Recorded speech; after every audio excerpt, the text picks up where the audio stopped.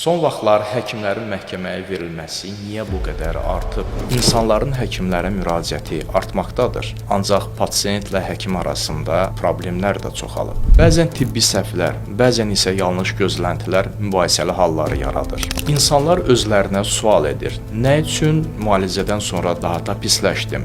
Estetik əməliyyatım niyə uğursuz alındı? Axı analiz cavablarım necə fərqli ola bilər? Belə hallarda bəs həkimin məsuliyyəti necə müəyyən olunur? Cərrahi səhvlər, yanlış diaqnozlar, pasiyentlərdən əsassız ödənişlərin alınması və s. tibb müəssisələri və həkimlər üçün məsuliyyət yaradır.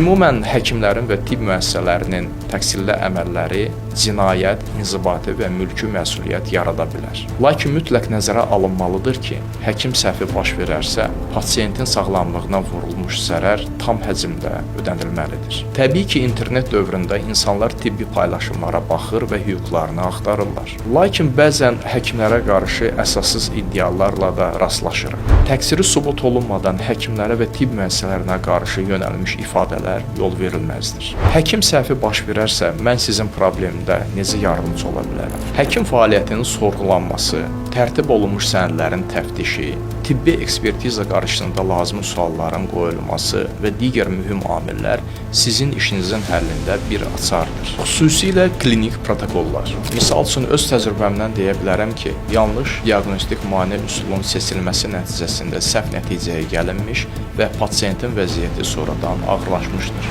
Məhz prosedur səhvini sübut etməklə uğurlu nəticəyə nail ola bildik. Məsələdə düzgün strategiyanı qurmaq çox vacibdir.